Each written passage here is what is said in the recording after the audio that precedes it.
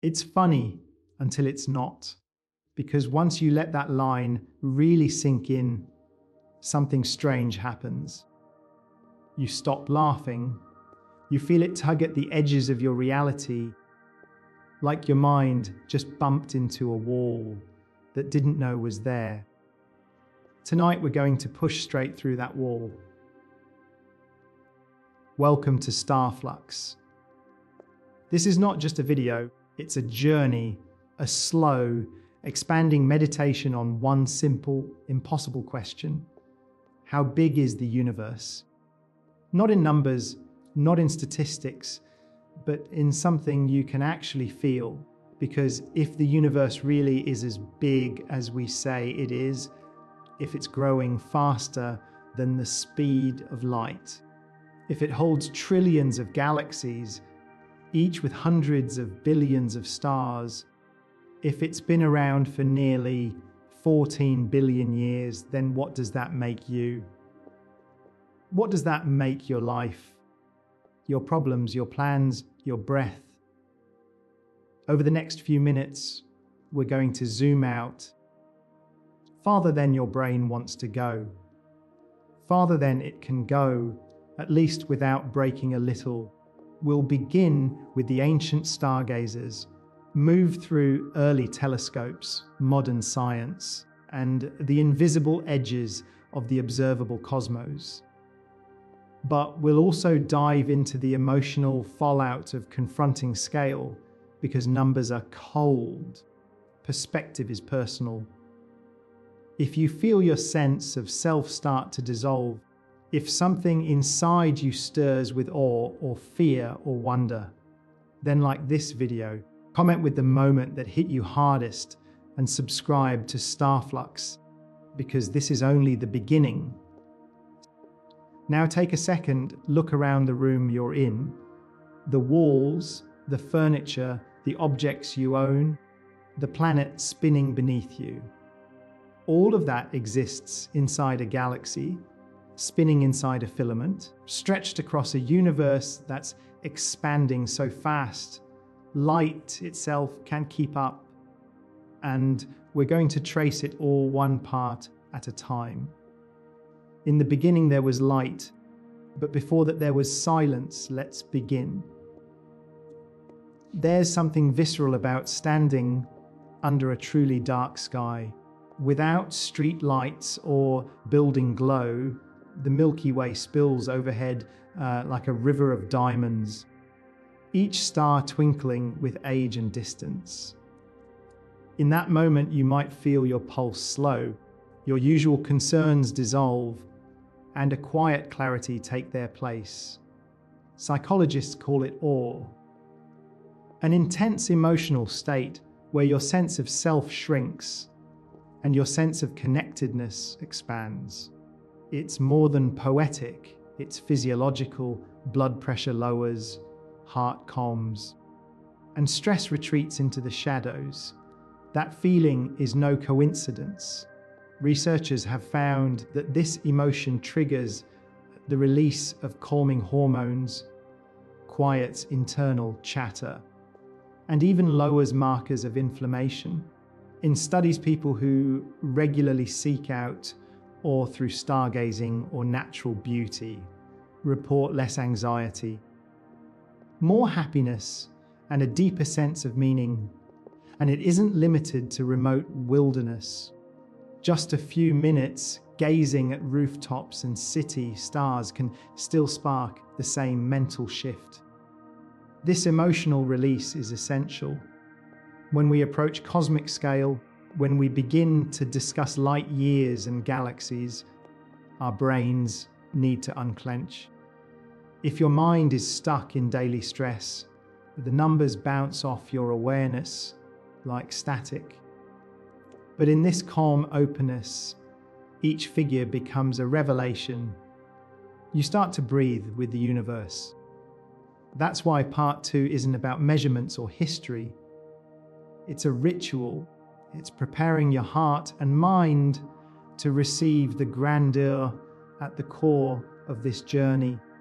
As you sink into that awe, your world shrinks, your clothes your commute, your arguments into a silent backdrop, and the cosmos opens. This resets anything that stood between you and wonder. Now you're not just watching a video, you're stepping onto a shared platform of astonishment.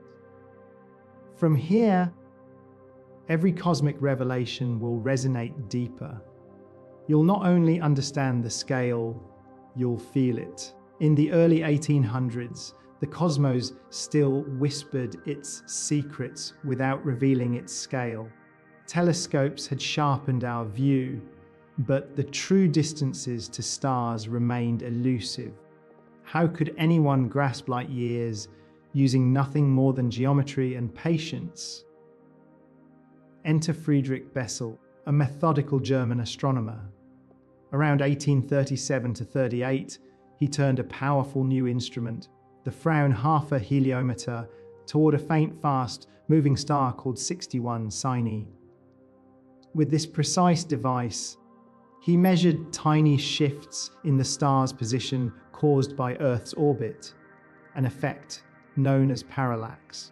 Imagine measuring an object so distant that its shift mirrors the movement of a tiny coin seen from miles away. Bessel logged over 100 careful observations across seasons.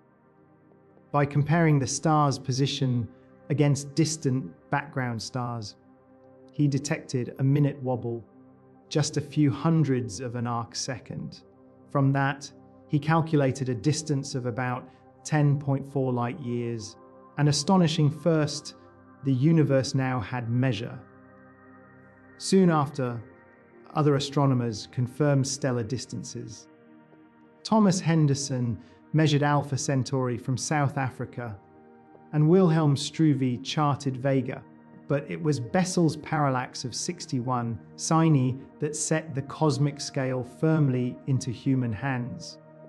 This wasn't just data, it was a portal. Triangles and patience transformed the night sky into a quantifiable domain. Suddenly, distances once imagined became numbers, still vast, but within the grasp of human minds. That foundational feat, measuring one star, paved the way for astronomers to build longer ladders. From nearby stars, they would ascend through techniques like Cepheid variables, supernovae, and redshift, each rung pushing us farther into the deep cosmos. But for now, this is where it began. With Bessel's quiet persistence under Ko-Nigsberg skies, defying human intuition, he taught the world that cosmic distances could be known, bridging empty space with geometry and resolve. Building on Bessel's breakthrough, astronomers realized they needed a brighter, more distant ruler to reach galaxies beyond our Milky Way. That ruler came in the form of Cepheid variable stars, pulsating beacons whose brightness flips on a reliable rhythm. These stars, discovered in the late 19th century, pulsate with a period directly tied to their intrinsic brightness. Measure how fast they brighten and dim, and you can deduce their true luminosity. Then compare that with how bright they appear, and voila, you get their distance. In the 1920s, Edwin Hubble used this technique to resolve a cosmic mystery, the nature of nebulae like Andromeda. By spotting Cepheids in Andromeda and calculating their distance, he showed that these nebulae were not part of our galaxy. They were entire galaxies themselves, each containing billions of stars. That meant the universe was exponentially larger than anyone had imagined. This was a revolution. We went from knowing distances to a handful of nearby stars to gauging entire galaxies millions of light years away. Cepheid variables, with their rhythmic pulse and predictable luminosity, became the second rung on the cosmic distance ladder, lifted by Bessel's first geometric step. As we peer deeper, we realize the universe isn't just vast.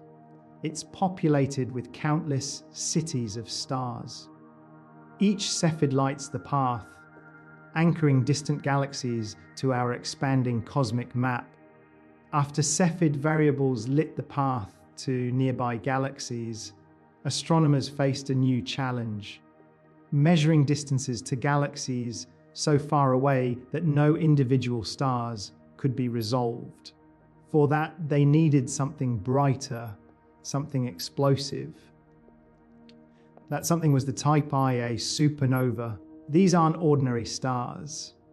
They're detonations, white dwarf stars in binary systems that steal matter from their companions until they reach a critical tipping point.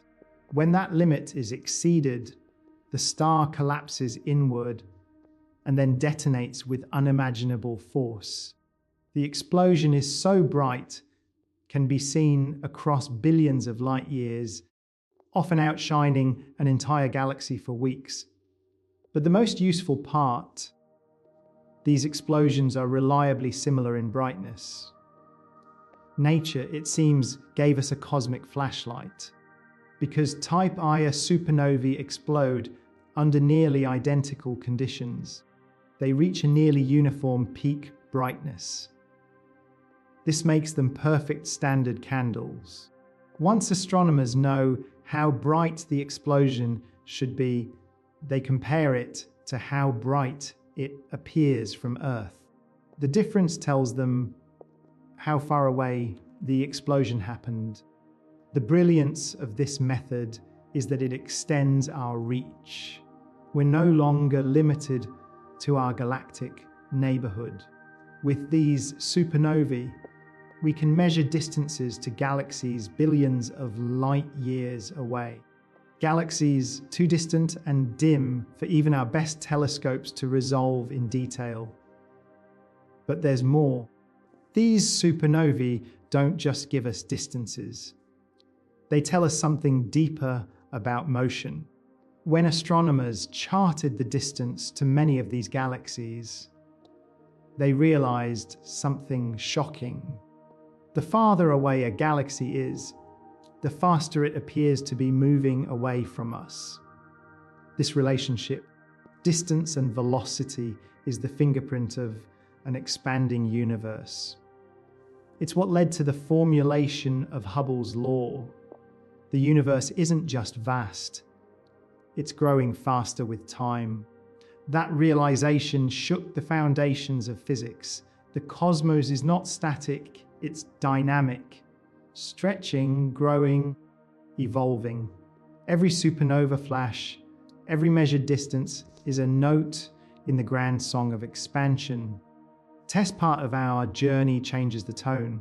We are no longer bound to a finite sky. The universe is not just big, it's becoming bigger. The stars are not fixed in a dome. They are hurtling away from one another in a silent, accelerating bullet. For decades, astronomers believed the universe expanded in the aftermath of the Big Bang. But the force of gravity would eventually slow that growth, maybe even cause it to reverse. That made sense.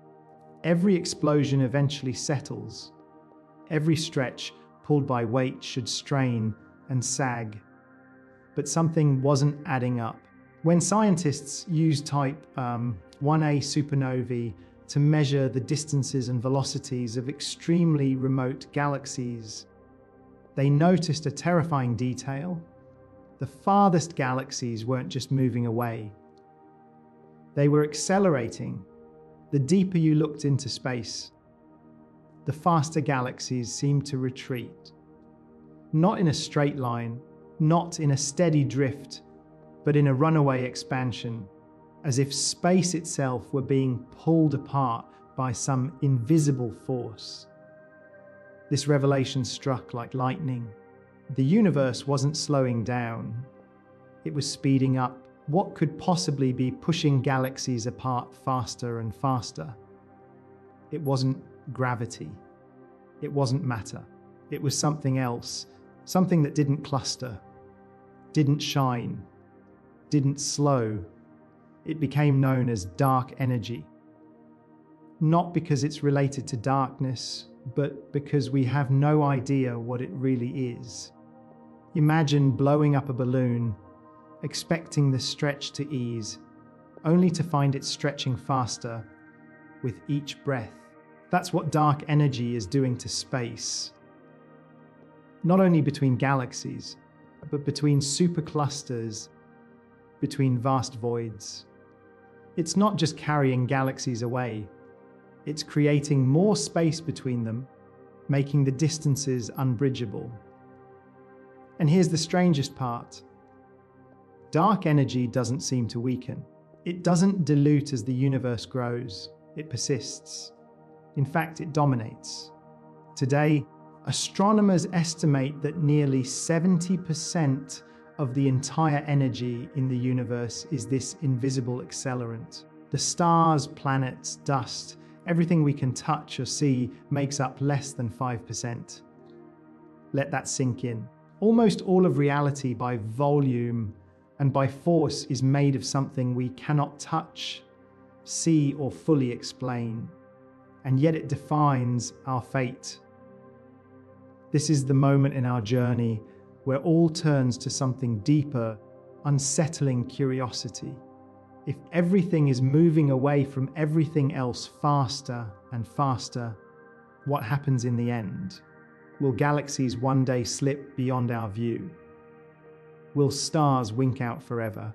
Will the sky grow dark, not from lack of stars, but from unbridgeable space? We're not just measuring distance anymore. We're measuring destiny.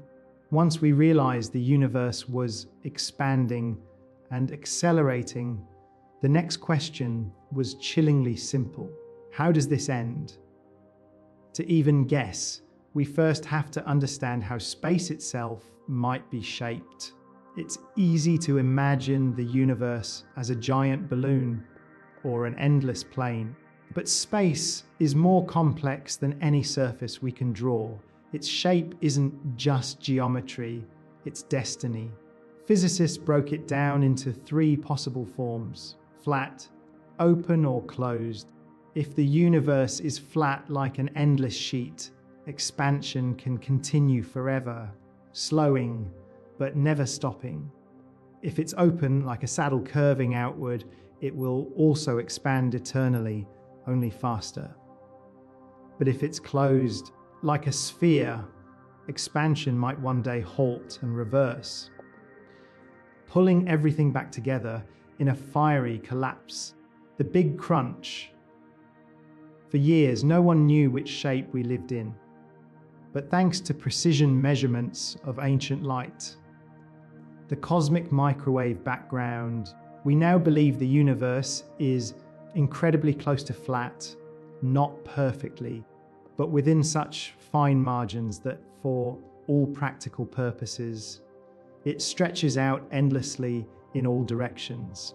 That would mean no edges, no center, just more space forever. But flatness doesn't mean comfort, because the accelerating expansion means this flat universe is ruled by dark energy, and that changes everything. Imagine a universe where every second more distance appears between galaxies, where light itself gets stretched until it fades, where stars drift so far apart that they vanish from each other's skies. In the far future, entire galaxies will slip beyond our cosmic horizon, disappearing from view forever, not because they're moving too fast, but because space is growing so rapidly between us that their light will never reach us again. Eventually, only the closest galaxies, perhaps just our local group, will remain visible. The rest will vanish into silence. This possible fate is called the heat death, a slow fade into cold, empty space. No explosions, no collapse, just distance, infinite distance. Every particle spreads so far from the next that interaction becomes impossible. Even black holes evaporate, even light forgets. It's a fate not marked by chaos, but by stillness. But there are other theories. Some believe dark energy might grow stronger, eventually tearing apart not just galaxies, but stars, planets, atoms themselves. This is the big rip. Others think dark energy may decay or reverse, creating cycles of expansion and collapse. Right now, we don't know, but what we do know is this: the shape of the universe and the force driving it apart is not just theoretical, it will determine how time ends. The numbers may say 13.8 billion years, but that's not a time any of us can grasp. It's a concept that lives outside our normal experience.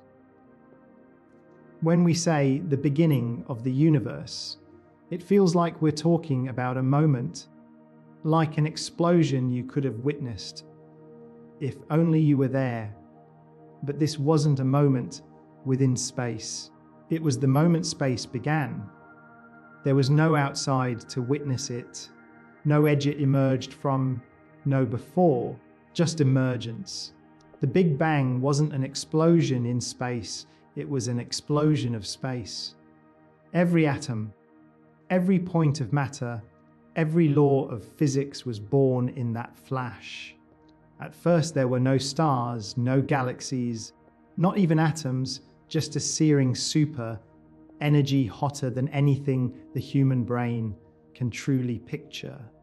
The entire observable universe, now stretched over 93 billion light years, was once smaller than a single grain of sand, and in that grain, time ticked its first seconds. In less than a heartbeat, the universe underwent a phase called inflation, a fraction of a second where it expanded faster than the speed of light, not in violation of physics, but because space itself has no speed limit. That inflation set the scale of the cosmos. It smoothed the wrinkles, shaped the patterns, and blew quantum fluctuations into the seeds of galaxies. Then came cooling. In the first 3 minutes, protons and neutrons formed hydrogen, helium, the basic elements of everything we know. Matter began to assemble, gravity began its pull, and slowly, after nearly 400,000 years of darkness, the universe became transparent. Light could move freely for the first time. That first light is still out there, whispering in microwaves, faint but eternal. From that point, structures began to form. Clouds of gas collapsed into stars. Stars gathered into galaxies. Galaxies spiraled and danced and collided. From fire, form, from chaos, architecture, billions of years passed. In one quiet corner, a small star formed, orbited by dust and rocks. One of those rocks grew oceans, life, mind's eyes that would look back and ask, where did we come from? And the answer is from that beginning, from heat, gravity, and time. From nothing came everything. It wasn't random, but it wasn't planned. It was natural law unfolding at unimaginable scale. And even now, every particle in your body carries a history that began in that moment. Every breath you take is made of atoms forged in the early fire. You are the residue of that great beginning. In the early universe, after the Big Bang's blaze cooled into darkness, there were no stars, just a vast silent expanse of hydrogen and helium gas. Gravity waited patiently. And then, millions of years after that first light broke free, clumps began to form. Tiny irregularities in density, amplified by gravity, drew gas inward. The universe took its first breath of structure. these clumps collapsed, and when they did, the first stars were born. But these weren't stars like the ones we see now. They were giants, monsters by comparison, dozens or even hundreds of times more massive than our sun. Burning with a brilliance we can scarcely imagine, they lived fast and died young. Some surviving just a few million years, mere sparks in cosmic time. We called them population 3 stars, the hypothetical first generation. They were made from pure hydrogen and helium, the original elements created in the Big Bang. No carbon, no oxygen, no metals. In the language of astronomy, metals means anything heavier than helium, and these stars had none. They were truly primordial because of their massive size. These stars burned furiously. Their cores fused hydrogen into helium, then helium into heavier elements. But their weight was their doom. Many ended their lives in cataclysmic supernova or collapsed directly into black holes. They left behind no fossil record, no glowing remnants. Only their ashes scattered as heavier elements across the cosmos. And it is from those ashes that everything else formed. The carbon in your body, the iron in your blood, the oxygen you breathe, none of it existed before those stars. They built the ingredients of life in their fiery deaths. Without them, no planet would ever support life. No tree would ever grow. No thinking creature would ever stare upward and wander. We have never seen one of these first stars. They died too long ago, too far away. Their light may have faded, or their remnants may lie hidden in ancient galaxies, cloaked by dust and distance. But we can infer their existence by what came after. Newer generations of stars filled with heavy elements, galaxies laced with dust, planets rich with complex chemistry. They were the universe's first alchemists, and the mystery remains, are any of them still out there? Could a small one have survived to this day? Ancient and quiet, orbiting in some forgotten region of space. If so, it would be older than any known star, a relic from a time before structure, before light, before the universe we now know began to take shape. Once the first stars lived and died, the universe entered a new era. It was no longer just a sea of gas. It had history, it had heavy elements, and it had a sculptor, gravity. Gravity doesn't rush. It waits, poles, builds over hundreds of millions of years. Tiny clusters of stars merged, collided, and grew. What began as loose gatherings of starlight eventually became galaxies, vast, spinning cities of stars. Each one a gravitational cathedral built from the wreckage of stellar lives. Galaxies didn't appear all at once.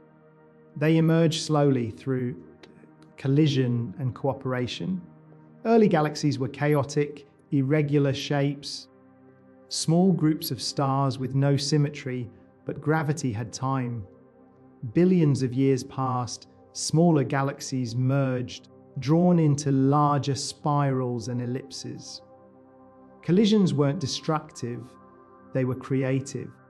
Galaxies grew by devouring each other. Our own Milky Way is a product of that process. It wasn't born fully formed, it's the result of countless mergers, each one adding stars, dust, and structure. Even today, it's still growing.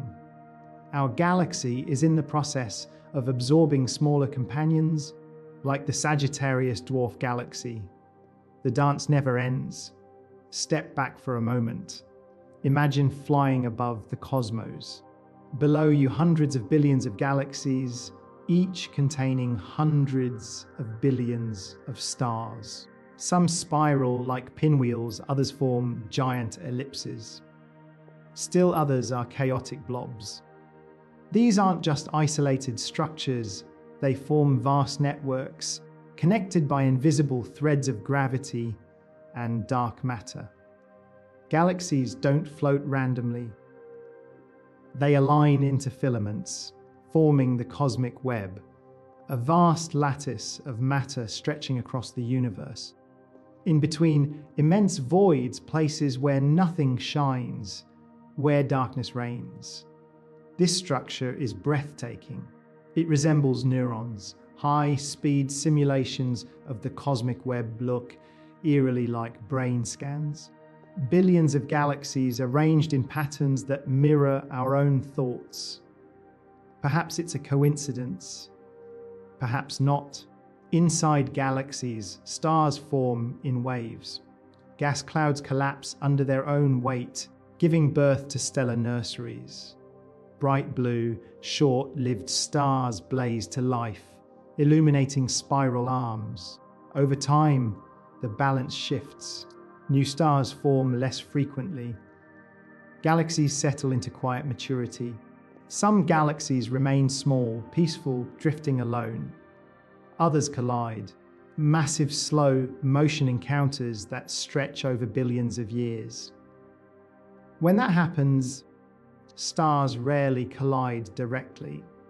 They're too far apart, but their gravitational interactions reshape everything, triggering waves of star formation, distorting arms, merging black holes, and one day we will witness this firsthand. The Milky Way is on a collision course with the Andromeda Galaxy. In about 4 billion years, they will begin to merge, not in violence, but in beauty. The night sky will fill with new arcs of stars. The galaxies will wrap around each other in a glowing spiral, and eventually they will become one. This is the destiny of galaxies, not isolation, but union. The cosmos builds through collision. It sculpts order from motion, and what began as scattered starlight becomes structure. The Milky Way. To the naked eye, it's a soft band of light across a dark sky, poetic, serene, familiar. But from above, if you could somehow float beyond its reach, you'd see a spiral hundreds of thousands of light years across, rotating like a cosmic whirlpool. 100 billion stars circling a hidden heart. This is our galaxy, our home. A flattened disk of stars, dust, gas, and memory.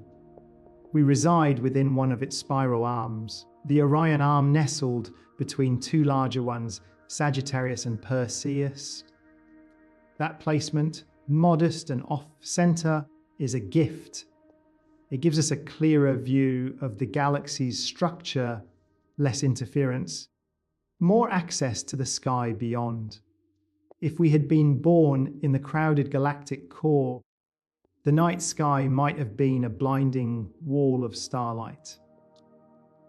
Beautiful, but obscuring everything else. The Milky Way rotates once every 230 million years. That means the last time the sun was in its current position in this spiral dance, Earth was inhabited by early dinosaurs. Stars like our sun orbit the galactic center at incredible speeds, around 800 kilometers per hour. Yet the galaxy is so vast. It takes them hundreds of millions of years to make a single loop. At the heart of the Milky Way lies a mystery, a supermassive black hole. It doesn't consume everything, but it defines the center. Millions of solar masses compressed into a space smaller than our solar system. We can't see it directly, but we see its influence on stars that orbit invisible points, on matter that spirals inward and vanishes, on radiation echoing from its borders. But not all of the Milky Way is dense or dangerous. Much of it is dust and gas, nebulae glowing with starlight. Regions where stars are born. In these stellar nurseries, gravity compacts hydrogen until fusion ignites and new stars emerge. Some lie fast and die as supernovae. Others, like our sun, burn and steadily for billions of years. We are tethered to this spiral part of its architecture. The atoms in your body were once scattered across this galaxy, fused in different stars, exploded into space, recycled in molecular clouds, and eventually gathered here into the form you now inhabit. Even now, the Milky Way is not alone. It's surrounded by satellite galaxies, small companions like the large and small Magellanic Clouds orbiting like children around a parent. It's in motion, pulled toward its neighbors, eventually destined to merge with Andromeda in a titanic fusion of star systems. Yet we only see a part of it. A vast portion of the Milky Way remains invisible, shrouded in dust, or hidden by the very matter we ride within. And surrounding all of it is a halo of something else, something that doesn't glow, but binds everything. Dark matter. It holds the galaxy together, shaping its rotation, its structure, its survival. The Milky Way is not just a collection of stars, it's a gravitational symphony. It is the pattern that gave rise to planets, oceans, minds, questions. Drifting in one of the Milky Way's spiral arms is a star that doesn't stand out. It's not the brightest, not the biggest, it's young compared to many, a yellow dwarf among billions of others. And yet everything you've ever known, loved, or imagined exists because of this one ordinary star. We call it the Sun. The Sun formed around 4.6 billion years ago. From the collapse of a molecular cloud, just another swirl of hydrogen and dust, nudged into motion by gravity and maybe a nearby supernova. As the cloud condensed, its center ignited, fusion began. A star was born, but the Sun didn't arrive alone. Around it, a flat disk of gas and dust spun into structure. Over millions of years, particles collided and clumped, forming larger and larger bodies, moons, asteroids, planets. 8 of them, along with countless smaller fragments, began orbiting the Sun in orderly ellipses. Earth was one of them. Our planet coalesced from dust and stone, heating under the pressure of its own gravity. Volcanic fury, constant bombardment, a molten beginning. Then, after a catastrophic collision with another proto-planet, Earth gained a moon, a stabilizing presence, a cosmic twin. But Earth wasn't special just because of its geology.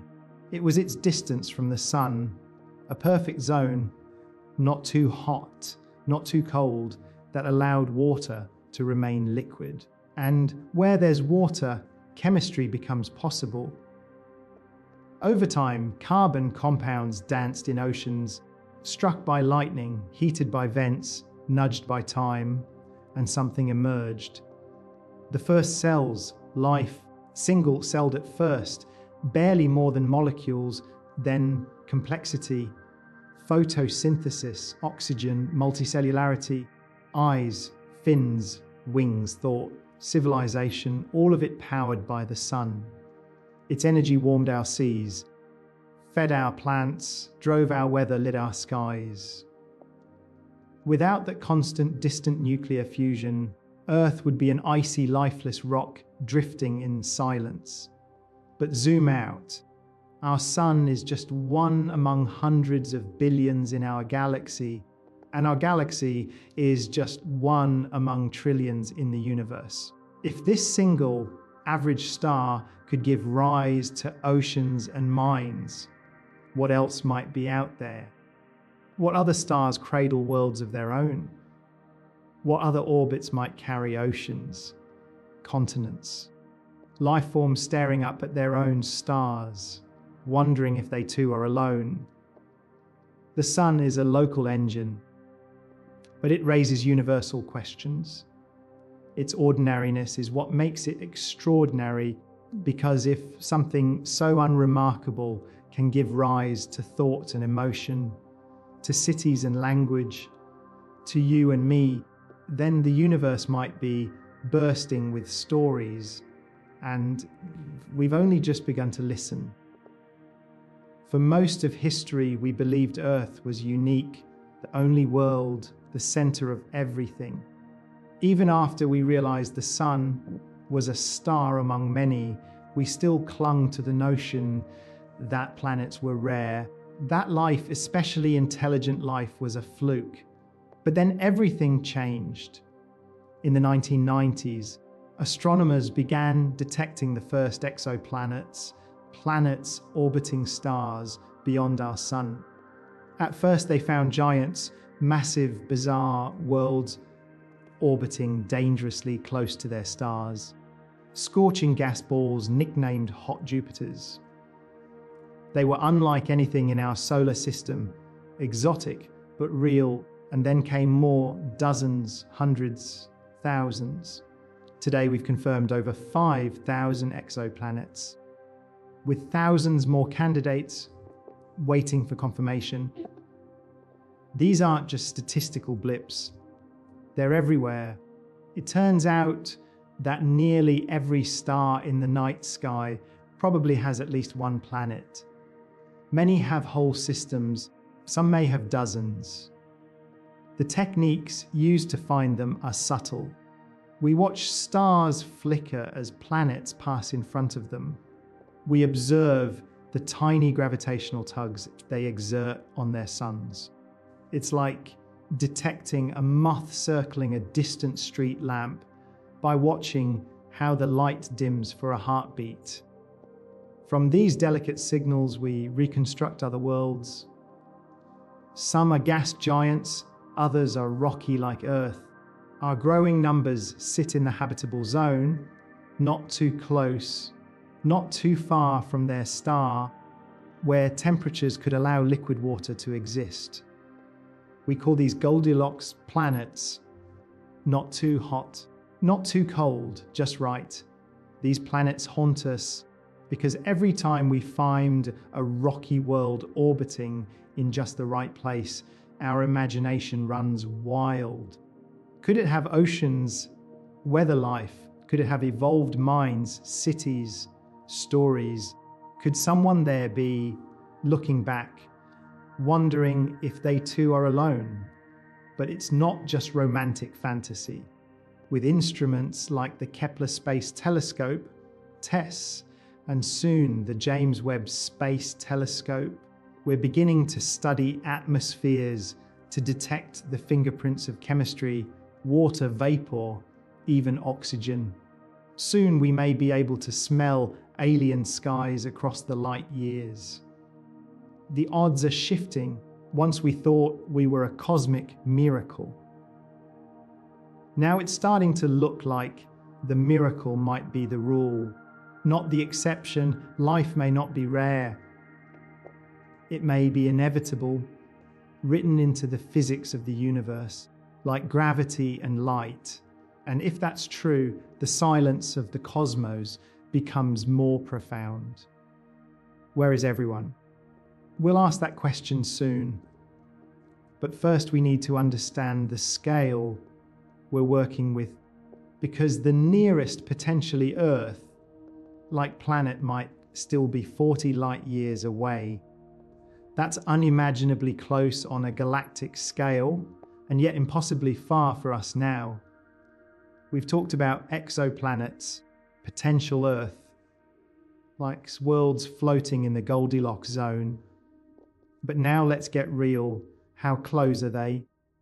What do their distances mean? Imagine this, a planet only 40 light years away. That's practically our next door neighbor. on a cosmic scale, but in practical terms, it would take tens of thousands of years just with today's fastest spacecraft to get there. 40 years for light, but tens of millennia for steel, and yet 40 light years is tiny next to the galaxy's size. 100 Zarizen light years across. It's like measuring centimeters on a football field. So yes, we're practically neighbors in galactic terms, but practically it's unreachable. Then there are planets 150,000, even thousands of light years away. Their starlight is old news, history arriving decades or centuries after it happened. If you saw something happening there, what might have already ended long ago, here's the emotional hum. These worlds are near in scale, unimaginable in distance. We can see them, catalog them, study their light, but to touch them, still impossible. This tension that space can be small and huge is the heart of cosmic wonder. It's hope steeped in humility. It's the thrill of possibility tempered by reality, and it raises a question: what do we do with that? Do we wait for technology to catch up? Do we beam signals, build telescopes, try to listen? Do we imagine futures where we hop between stars or find meaning right here? Over the next few minutes in this and upcoming parts, we'll explore those questions. We'll chart the silence between stars. We'll learn what we can know about those distant skies. We'll shine a narrative torch across space, time, possibility. Because as much as numbers describe distance, stories bring it home. We've measured distances, charted orbits, and found thousands of distant worlds. Now comes the real question: how do we look for life? Not just any life, but life as we might recognize it. First, we listen to the stars. Natural light holds secrets, fingerprints of molecules in alien atmospheres. With powerful telescopes, we analyze absorption spectra, hunting for biosignatures, oxygen, methane, water vapor. A whiff of oxygen may mean photosynthesis. Paired with methane, that's a chemical imbalance often linked to life processes. Then there's the search for technosignatures, a fancy term for alien technology, signals, structures, energy use, anything that points to intelligence. The SETI projects have scanned the skies for decades, listening for narrowband, repeating pulses, signs of radio transmissions or beacon signals. No definitive finds yet, but the search has only just begun. Closer to home, our probes and rovers dig into Mars, search for plumes on Europa's icy surface, and plan missions to Titan. They hunt for microbial fossils, subsurface oceans, and organic chemistry, the precursors or evidence of life. Each of these efforts is a step toward understanding our place. We're not just asking, is there life out there? We're asking, what does it mean if the universe is teeming with life, even microbial, or if we're truly alone? The answer changes everything. If life is common, then a spark of biology connects every world with it. Evolution becomes a universal story, not a fluke. If we're alone, then every living soul, every tree, every ocean on Earth becomes a priceless cosmic anomaly. Whether we find life or not, the act of searching shakes us. It reminds us that humanity isn't just looking, but part of us needs it. Because if we're not the only ones, what are we? If we are, what does that say about responsibility, purpose, loneliness? Over the next few minutes, through this part and into the next, We'll explore how these searches work, what they've taught us so far, and why nothing matters more than this question. Because in the night sky, each distant signal is a question echoed across space and time. Are you there? And our answer made a story of life itself. In 1961, astronomer Frank Drake did something bold. He tried to estimate how many intelligent civilizations might exist in our galaxy right now.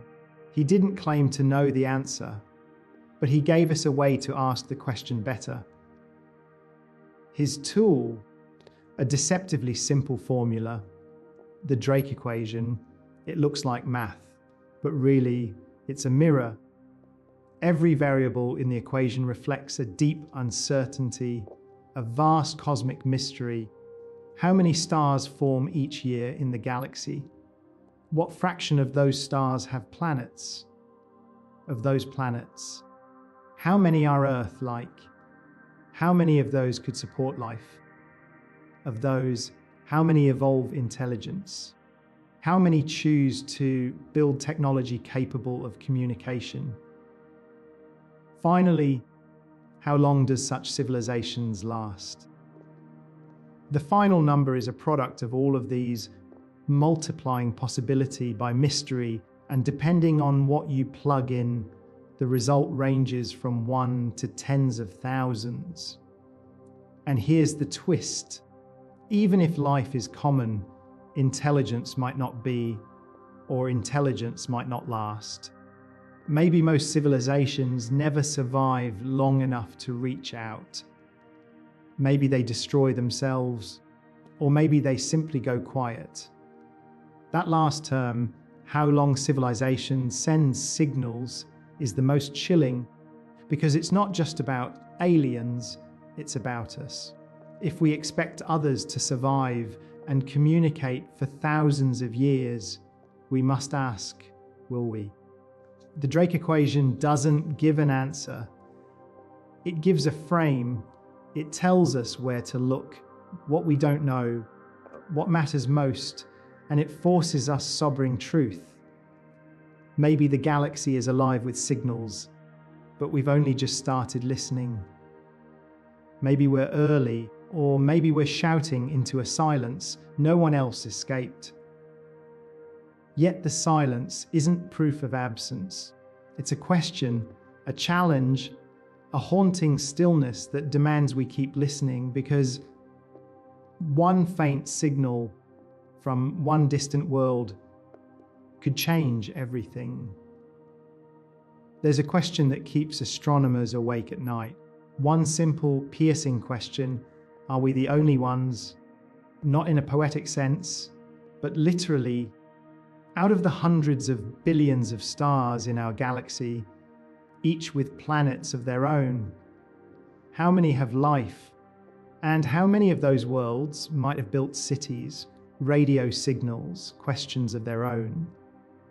In the 1960s, scientists started pulling that question apart. They tried to trace a path from stars to planets, to life, to intelligence, not with hard numbers, but with filters, possibilities. How many stars form every year?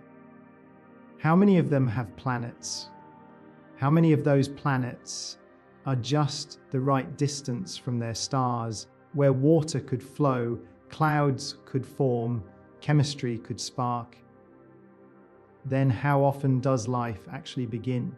And when it does, how often does it become something conscious, curious, capable of thought, speech, technology, and finally, once a civilization becomes advanced enough to send out a signal, how long does it last? The truth is, we don't know. Some of these steps might be easy, others could be impossibly rare. Maybe life forms often, but intelligence almost never. Maybe intelligence is common, but technology destroys itself. Or maybe they're all out there right now, but too far, too quiet, or too early, or too late. It's like tuning an old radio, trying to catch a single whisper across a galaxy of silence. And the numbers, they're a mirror. You plug in different answers and you get wildly different outcomes. One guest says there could be millions of civilizations out there. Another says we might be alone. But here's the thing, even one other civilization would change everything, because it would mean we're not a fluke that the universe wants life, that we're part of something larger, a cosmic ecosystem, a community we haven't met yet. And if we are alone, then this tiny blue world, this flicker of self-awareness in a cold, dark sea, becomes infinitely precious. Either way, the question matters. It reveals who we are, what we fear, what we hope for, and maybe what's waiting in the silence. So far, we've explored stars, planets, distance, and even silence. But there's a point where questions become too large to sit still. And that's where we are now, because if the universe is ancient, full of stars, full of planets, and yet completely silent, then maybe the problem isn't out there. Maybe it's us. Maybe it's our assumptions. Maybe the universe isn't what we think it is. Let's start with one of the most mind-bending ideas. What if we're inside a simulation, not a metaphor, a literal programmed construct? If reality is computational, like a game or a lab experiment, then the reason we don't detect other civilizations might be because they've been edited out, hidden, muted, or never rendered in the first place. Some thinkers argue that if civilizations ever become advanced enough to simulate entire universes, then it's likely that most conscious beings exist inside one of those simulations. And if so, how would we ever know? Here's another: alien civilizations might be invisible by design, not because they're weak, but because they're too strong. Advanced species might operate on scales or in wavelengths we can't detect. They might use quantum networks, gravitational waves, particle fields. They could be here everywhere and we'd never know, or they might cloak themselves on purpose. If the dark forest idea is true, that shouting into the cosmos is dangerous, then hiding is the only way to survive. The quiet ones might still be out there, watching, waiting. There's also the zoo hypothesis, the idea that Earth is being deliberately avoided, that intelligent civilizations do exist, but have chosen not to interfere. We are animals behind glass, a cosmic reserve. Then there's the most terrifying explanation of all. We're too early. That life, intelligence, even curiosity is only just beginning to bloom. Maybe the universe needed time. Maybe conditions are just now becoming right for consciousness, and we are among the first sparks. If that's true, then we're pioneers, but also custodians. We carry the weight of being the only voice the cosmos may currently have. These explanations might sound like science fiction, but they're not wild guesses. They're models, thought experiments, philosophical weapons forged to pierce the mystery of silence. And they share a strange common thread. They all shift the focus from what's out there to what are we really. Maybe the silence isn't empty. Maybe it's structured, designed, glitched, or still waking up. And in the absence of an answer, we're left with a haunting possibility. The universe is either full of life or it's just us. And either way, the implications are staggering. We've talked about stars, galaxies, the visible, the luminous, but most of the universe is missing. Not in the sense that it's gone, but that it's hidden, silent. It doesn't shine, it doesn't glow, it doesn't reflect light or emit heat, and yet it's there, holding everything in place. We call it dark matter. It's not just a placeholder, it's a necessity. Without it, galaxies would fly apart, their stars would spin off into space, like sparks from a grinding wheel. But they don't, they hold together because something unseen surrounds them, a massive invisible halo. We've mapped it not directly, but by watching how galaxies rotate, how light bends around clusters, how the cosmos expands. It's always there, a gravitational fingerprint without a face. What is it? We don't know. It's not made of atoms, not dust, not gas. It doesn't behave like anything we've seen in a lab. It's matter, but it doesn't interact with light. We can't see it. We only see what it does, and there's more. If dark matter holds galaxies together, something even stranger pushes them apart. Dark energy. Where dark matter pulls, dark energy expands. It is the force behind the accelerating growth of the universe. The reason distant galaxies are racing away faster and faster, a kind of anti-gravity, not just in space, of space together. These two mysteries, dark matter and dark energy, make up over 95% of the universe. Think about that. Everything you've ever touched, tasted, built, destroyed, loved. The atoms that make up every star, every world, every life are just the final 5%. We are shadows dancing in the light of a deeper unknown, and yet from that 5%, we've begun to map the 95 with telescopes, math, collisions in underground labs, and simulations run on supercomputers. We shape the outline of the invisible. The universe is not made of what we see. It is made of what holds things together and what tears them apart.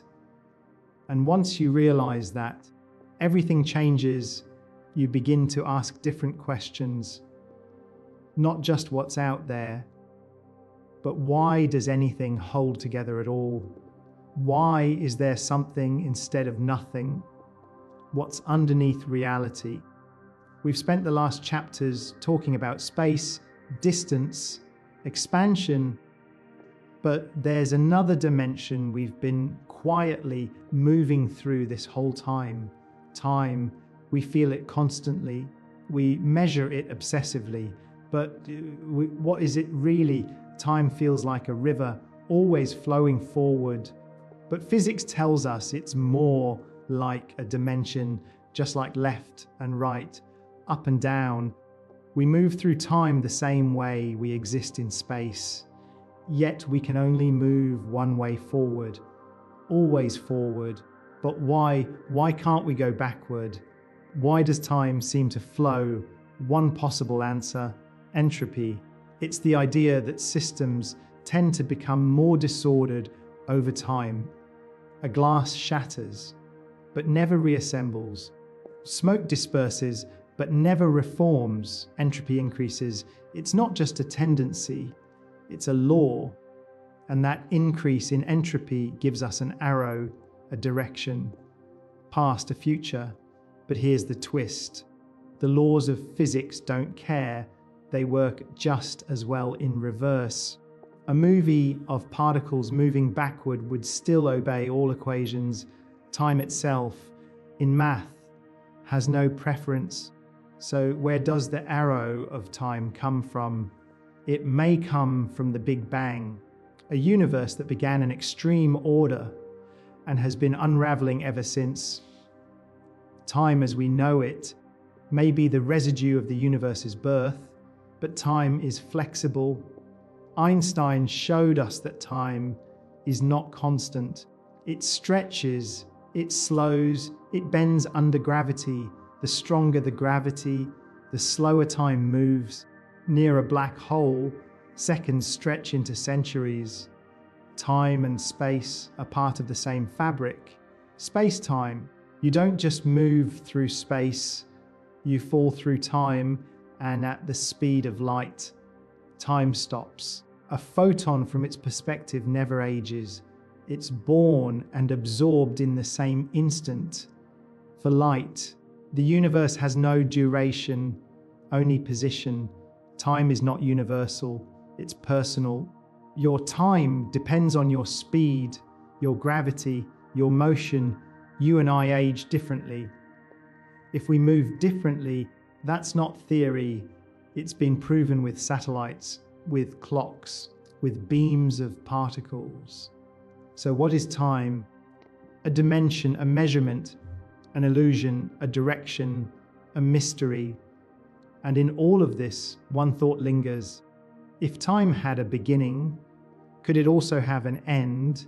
Could there be places, moments, phenomena, where time breaks down, stops, loops? It is the future already written or still being created, second by second, thought by thought, or are we just passengers, unable to exit the ride? So far, we've mapped galaxies, measured stars, bent space, stretched time, but behind every fact, every number, every question, there's something quietly watching you. Consciousness is the one thing we all know for certain. Not stars, not atoms, not even time, just this. You are aware, you are not the universe, but somehow a part of the universe has become you, able to ask about itself.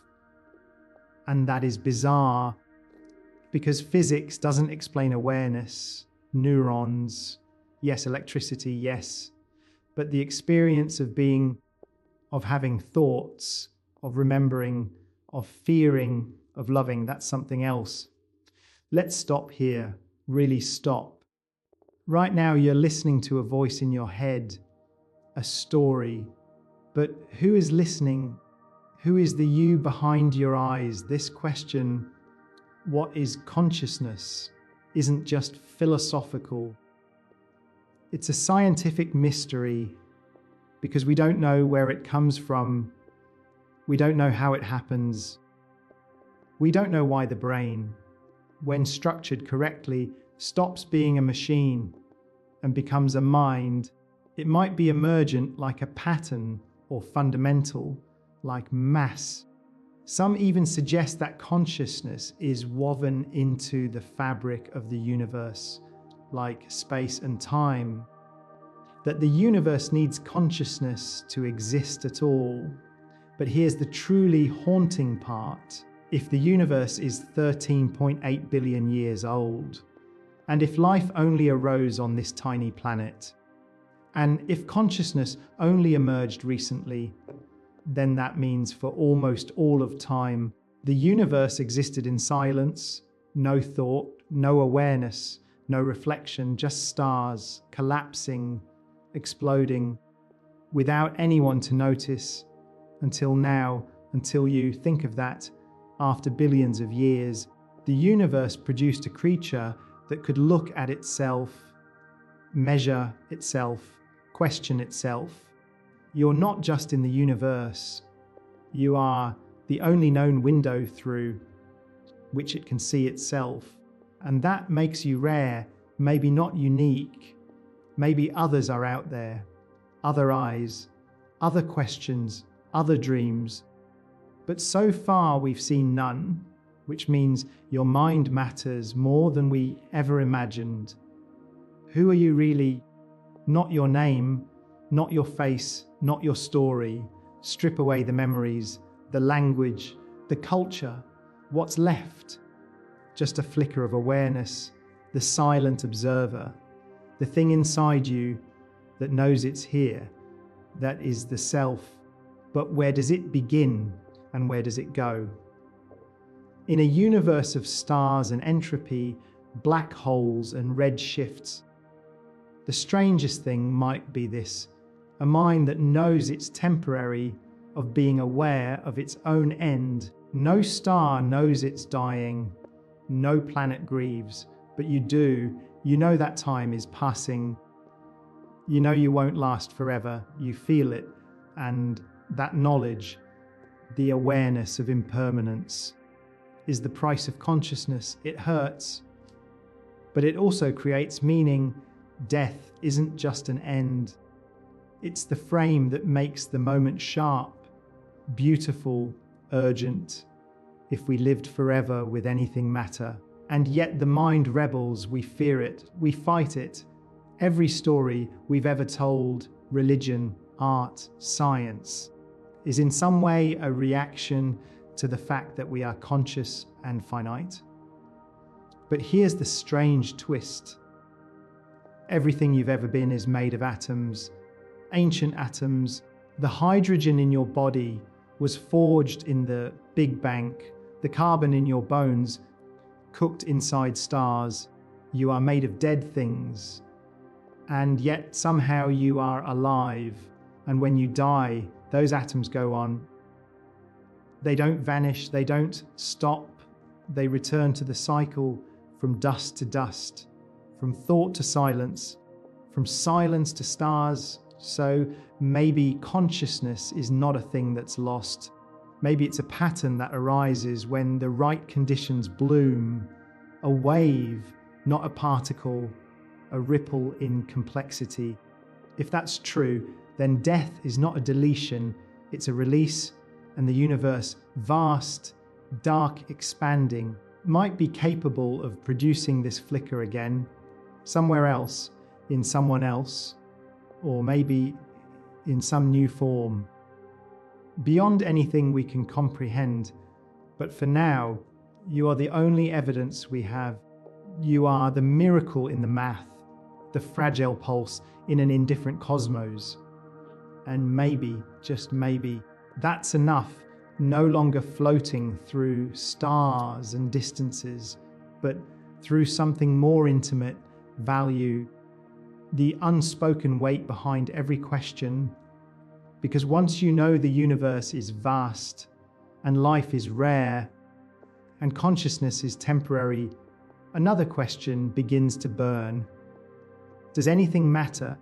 What's the point of kindness, of beauty, of thought, in a cosmos that will one day go cold? Why care about joy or grief or art when the stars themselves will die? What is one breath worth when there are trillions of empty worlds where breath has never happened? This is the edge of cosmic depression. Cliff where meaning seems to fall off.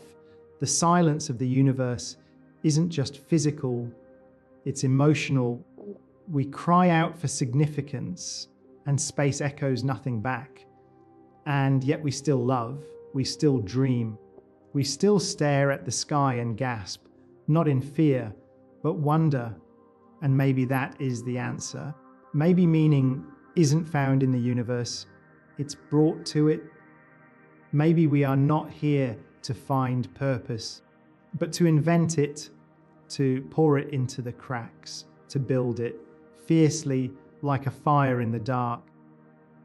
The fact that the universe doesn't assign you a reason is your superpower, because that means you choose what matters, you choose who you are. You are not here to be measured, you are here to mean. And look what we've done with that freedom. We've written symphonies, fallen in love, painted the stars. We've sent robots to other planets, cured diseases, held dying hands, cried at poems. We've taken the chaos of physics and turned it into compassion. No other creature, as far as we know, does that. So if meaning is rare, so is gold, so is light in deep space, so are you. The universe doesn't owe us purpose, but somehow we give it one anyway. And that changes everything. You build something, you speak a truth, you love someone, and you wonder, will it last? That question hides inside every act of creation, every sculpture, story, or whisper in the dark is a quiet rebellion against time, because deep down we know everything fades, empires fall, stars burn out, even memory slips. The universe is ruled by entropy, the great unbuilder. It ensures that over time, energy spreads, structure dissolves, heat evens out. It's why ice melts, why fire dies, why no machine runs forever. And one day it's why the universe itself may grow cold and dark. But still we build the pyramids, voyages, golden record, songs passed from voice to voice, digital libraries encoded in crystals, a message written in binary, drifting out of the solar system toward no one. Why? Because even if we can't stop time, we can leave fingerprints in it, not permanent ones, but long enough to echo, to ripple forward, to remind some future intelligence, or maybe just the void that we were here. We thought we dreamed, we reached. There's a strange nobility in that. Consider Voyager 1, launched in 1977, now over 14 billion miles from Earth. It carries images, greetings, music, a time capsule in the dark. It will drift between stars for billions of years, long after Earth is gone, long after the sun is cold. And maybe nothing will ever find it, but that doesn't matter. What matters is that we sent it, that we said we existed, we tried. So what survives? Not the buildings, not even the species, maybe the story, maybe the act of caring, maybe the choice to create beauty, despite knowing it might not last. And if all that disappears, if entropy swallows every word, every memory, every piece of art and architecture, then perhaps what matters is that it happened at all. You lived, you thought, you burned with consciousness in a universe that didn't ask you to. And that is something. For centuries we've looked up and wondered, is anyone out there looking back? Not just stars, not just planets, but minds, questions, stories, a gaze returning our own. It's the most ancient hope of all space, faring creatures, that we are not alone. But what would it mean to actually make contact? Not with microbes or fossils, but with a civilization, with a species that knows it exists, that has built tools, language, maybe even stories. Maybe they've stared into their own night sky and asked the same question. We often imagine first contact like a scene from fiction, ships, greetings, translation. But the truth would be stranger, because if we ever did hear from an alien intelligence, it would likely be a signal, a pulse, a burst of data sent long ago across vast light years. It could arrive as radio waves, a laser, a burst of neutrinos. By the time it reached us, the senders might already be gone. Still, we decode it, analyze it, obsess over it. Because even a fragment, a word, a number, a pattern would be everything. It would prove we are not a fluke, not a cosmic accident. It would connect us to something larger, older, parallel. And yet there's something sobering in that dream. If they're more advanced, the gap between us might be insurmountable. We might be like ants receiving a broadcast from a cathedral. We might not even recognize it as language or meaning, and if they're less advanced, if we find ruins or echoes or dead signals, we become the elder voice, the keeper of memory. In either case, contact would change everything. Our religions, our science, our understanding of life, purpose, time. We'd stop thinking only about Earth. We'd begin to see ourselves not as nations or tribes, but as a species, a single voice echoing across the stars. Even the attempt matters, SETI, METI, golden records, deep space beacons. They're not just about finding aliens. They're about defining ourselves. What do you say to someone you've never met? What do you send to the stars? Music. We wondered. We reached. What if no one answers? What if we send messages, launch telescopes, scan skies for centuries, and hear nothing but the quiet hum of physics? No contact, no signal, no ruins, just silence. It's easy to feel disheartened by that, to imagine an empty cosmos, cold and indifferent, to believe that we are alone, stranded on a pale blue island, surrounded by an ocean of stars that will never speak. But maybe we've been looking at it the wrong way. Maybe the silence isn't rejection. Maybe it's an invitation. If we are truly the first or the only species to awaken, then we are the voice the galaxy has been waiting for, the story that's just beginning, the torchbearers in a universe not yet filled with song. That means this moment, our moment, carries unimaginable weight, because what we do next matters. Will we turn inward, divide, destroy ourselves before we leave the cradle, or will we reach outward, build, explore, learn, survive long enough to become the ones who send messages to future minds? Imagine this, 1,000,000 years from now, a young species just learning to listen hears a signal, ancient, simple, unmistakable. You are not alone. We were here and we made it. That signal could come from us. We could be the first page in the book of galactic civilization. We could be the myth, the memory, the voice that survives. And if that possibility exists, even faintly, then our job is clear. We must earn our place in the story, not just through technology, through wisdom, through kindness, through art and music and science, through everything that makes consciousness beautiful. Because if we are the first, we set the tone. The cosmos doesn't give us purpose, but it gives us time and space and silence.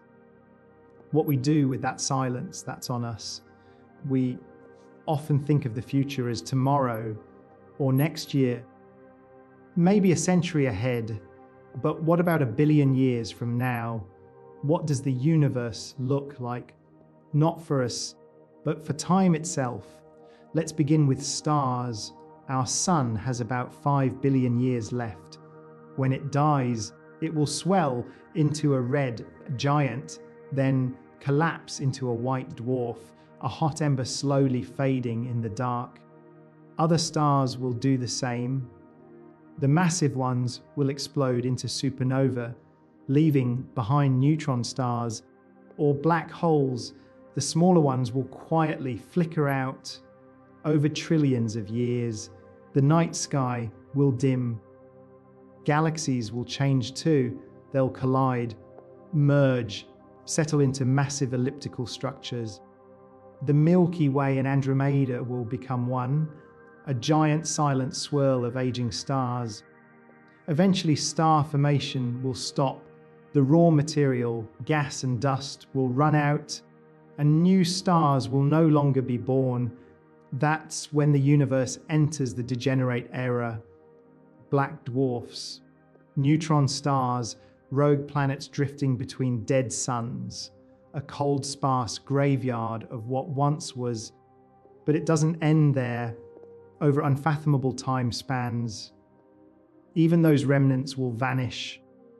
Black holes will evaporate through Hawking radiation, their mass slowly leaking away over quadrillions of years until not even gravity remains.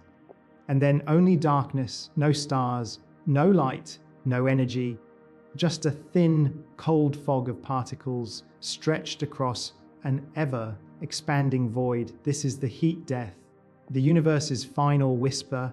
No chaos, no fire, just stillness, maximum entropy, a perfect silent equilibrium. It's hard to imagine, harder still to accept, a place where even memory fades, where time itself continues, but nothing happens. And yet here we are on a small planet in the early universe, thinking about its end. That is miraculous, because even if the future is dark, we are the light now, we are the meaning, the motion, the music, and maybe that's the point, to burn brightly, not forever, but fiercely, to be conscious while the universe is still young enough to care. We are not the finale, we are the opening act. So we've traveled to the edge of the cosmos, we've watched stars die, galaxies fade, and time stretch into stillness. And now we return to this moment, to you sitting here, breathing, listening, alive. The universe doesn't care what you do. It won't punish you. It won't reward you. It won't applaud your dreams or mourn your mistakes. But you care, and that changes everything. Because if all of this star's atom's consciousness, language is truly temporary, then you are the rarest thing of all, a creature aware of its own impermanence. And here's the truth. The size of the universe doesn't diminish you, it dignifies you. The fact that you are small is what makes your choices powerful. The fact that your time is brief is what makes your time precious. Every act of kindness you offer, every truth you tell, every life you touch, every piece of art you create is done in defiance of cosmic silence. It's a flare, a fingerprint, a ripple of intention across an ocean of indifference. And maybe that's what makes us special. Not that we understand the universe, but that we care about it. We give names to stars, we build telescopes just to watch light from a galaxy 13 billion years away. We fall in love under the sky, we send poems into space, we wonder, we've walked through stars, drifted beyond galaxies, stood at the edge of time. But now we're back on Earth, the air is warm, your chest rises, your heart beats once, then again, and suddenly the question becomes not how the universe works, but what you choose to do with the tiny slice of it that you've been given. Because here's the truth. We live in a universe that's old beyond comprehension, expanding, cooling, slouching towards stillness. But in this fleeting moment, you are alive, you are matter that can feel a pattern, that knows it's a pattern.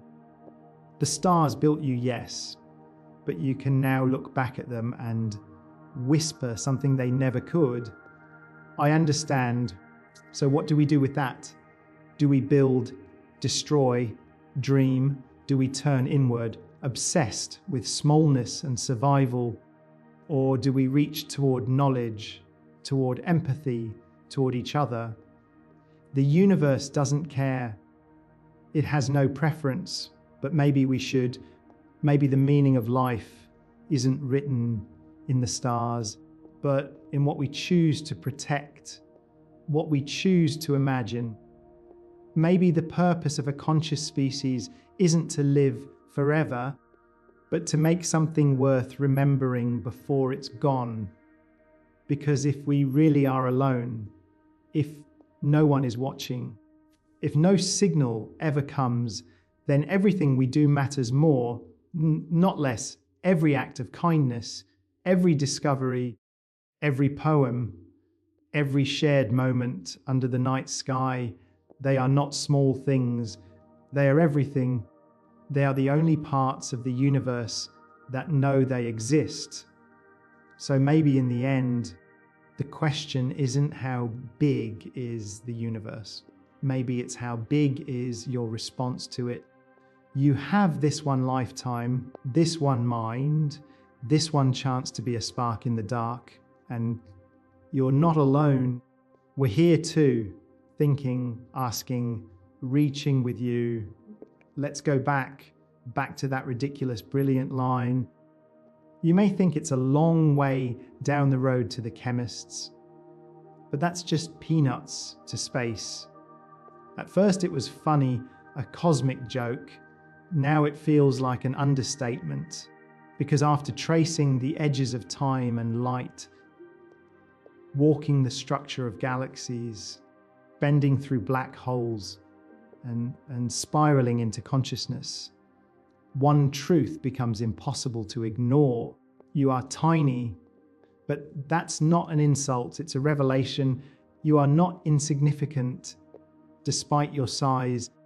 You are significant because of it, because in this vast uncaring expanse you care. You search, you wonder, you ask questions no other creature, no star, no atom has ever asked. And somewhere in all of that, the scale flips, the road to the chemists becomes beautiful, the ordinary becomes sacred. The morning sun on your skin isn't just weather, it's a star 15 million kilometers away, flooding your cells with energy forged in a nuclear heart. The water in your glass is ancient hydrogen, born in the Big Bang. The iron in your blood is supernova dust. Your breath is recycled star dust.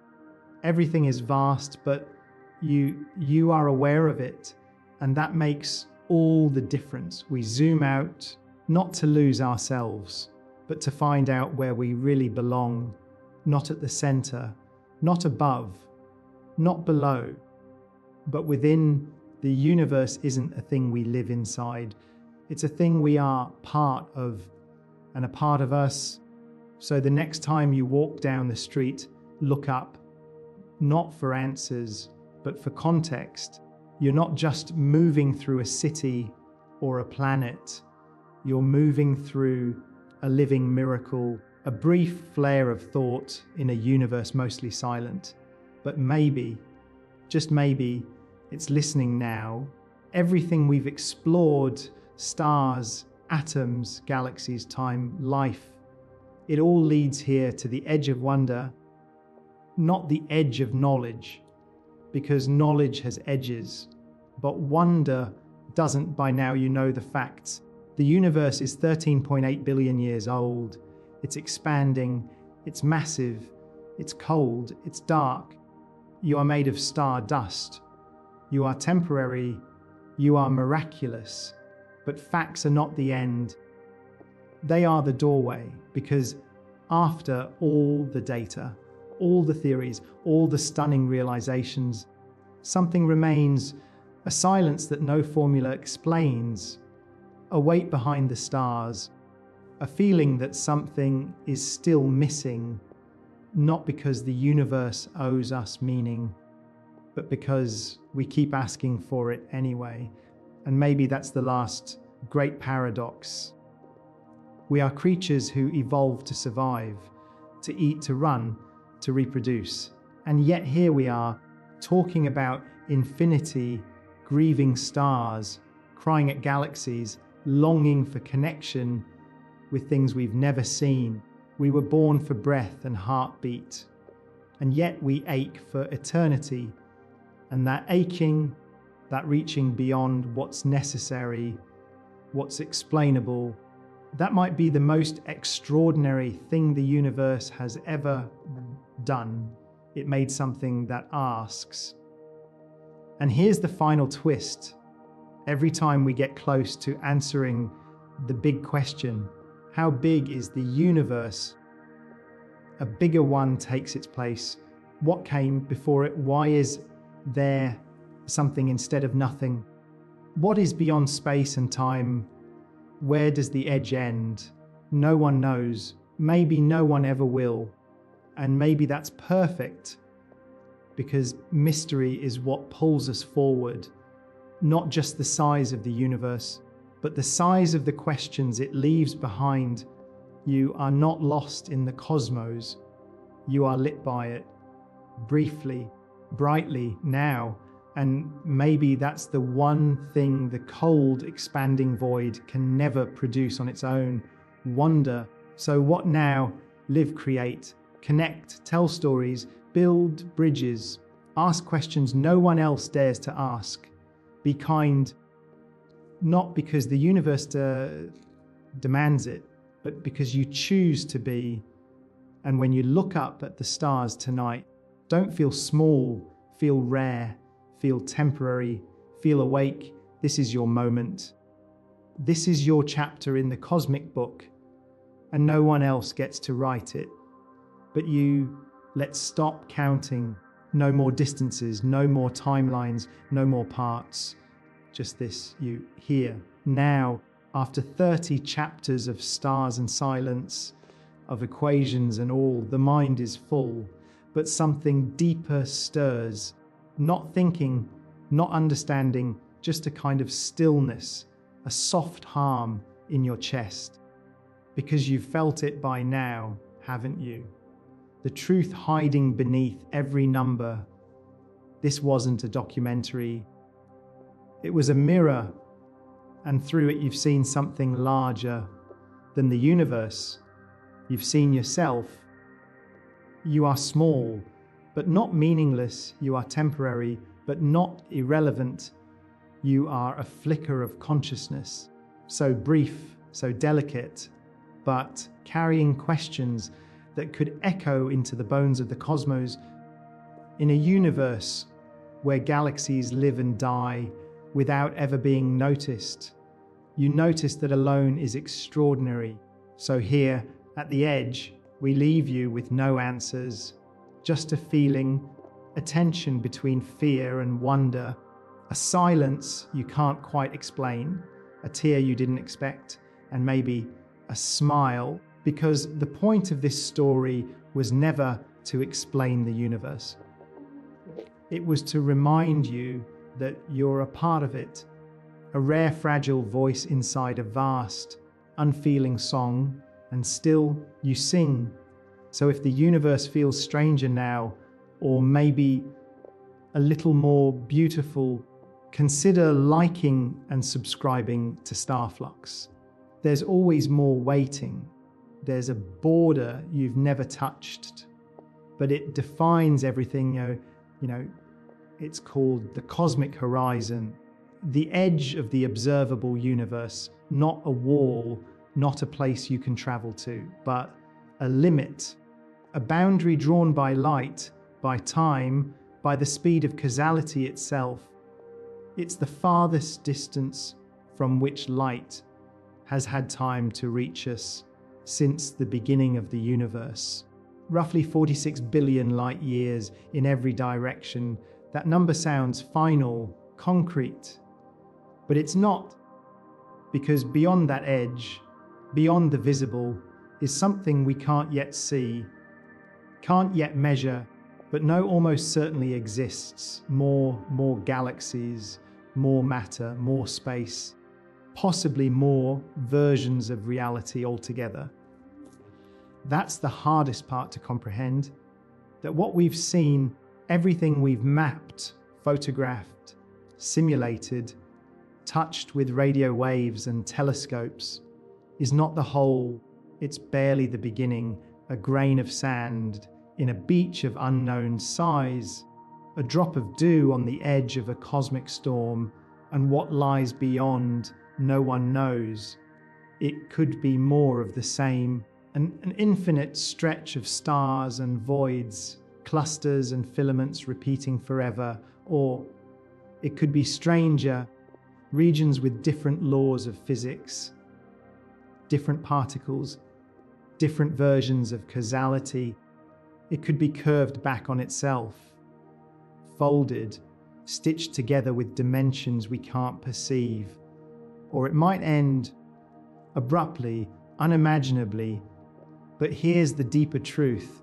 The edge we speak of is not just physical, it's philosophical, because the observable universe isn't just the edge of what we can see. It's the edge of what we can know, and standing at that edge, we are left with a question that haunts all thinking beings. Is this it?